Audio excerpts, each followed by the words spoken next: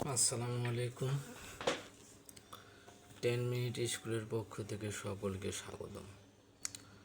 আশা করি সকলে ভালো আছেন। আলহামদুলিল্লাহ, আমিও ভালো আছি। ষষ্ঠ শ্রেণীর গণিত অনুশ্রেণী 1.4। গতকাল আমরা 7 নং অঙ্ক আলোচনা করেছিলাম। এর ধারাবাহিকতায় আজ আমরা 8 নং অঙ্ক আলোচনা করব। আজমল সাহেব তার জমি থেকে বছরে ধান পান যথাক্রমে, অর্থাৎ কি ছিল, আজমল সাহেব তার জমি থেকে বছরে 20/1/10 কুইন্টাল আমন, 30/1/20 কুইন্টাল ইরি এবং 10/1/50 কুইন্টাল আউশ ধান পেলেন। তিনি তার জমি থেকে এক বছরে কত কুইন্টাল ধান পেয়েছেন? অর্থাৎ সবগুলো আমরা যোগ করলে যোগফলটা যাই হবে সেটা হচ্ছে এক বছরে সে তার জমি থেকে কত কুইন্টাল ধান পেয়েছিল তার কি পরিমাণ। আমরা কি লিখছি? আজমল সাহেব তার জমি থেকে বসে ধান পান যথাক্রমে কি কি ধান পাইছে? আমন ধান, ইরি ধান আর কি আউশ ধান। আমরা সংক্ষেপে লিখছি আমন, ইরি, আউশ। আমন কতটুকু পেয়েছিল? 20/1/10 যোগ ইরি কতটুকু পেয়েছিল?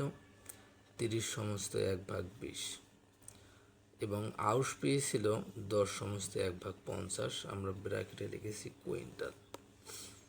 এখন আমরা সমস্তগুলা, অর্থাৎ মিশ্র ভগ্নাংশ আছে, এটাকে আমরা সাধারণ ভগ্নাংশে প্রকাশ করি।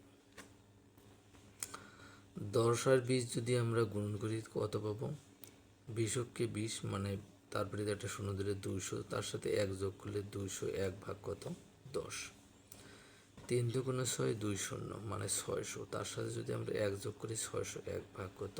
20 যোগ 5কে 5, 2 শূন্য মানে 500, তার সাথে 1 যোগ করলে কত পাবো? 501 ভাগ কত? 50। এখন 10, 20 আর 50-এর লসকে বের করছি আমরা কত? 100। 10 দ্বারা যদি আমরা 100কে ভাগ করি তাহলে কত পাবো? 10 পাবো। 10 দ্বারা 200 একক গুণ করলে আমরা কত পাবো? 2010। অর্থাৎ 10-এর একে শূন্য যে 10, 1 দ্বারা যদি আমরা 200 একক গুণ করি তাহলে কত পাবো? 201। একের পরে যে শূন্যটা ছিল সেটা আমরা বসাই দিছি। 5 বিষম কত? 100 মানে কত পাইছি আমরা? 5। 5 দ্বারা যদি 601কে আমরা গুণ করি, 5কে 5, 5 শূন্য শূন্য, 5 6 30।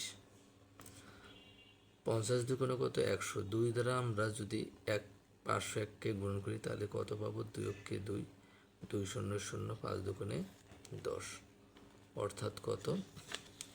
1002 সমান সমান।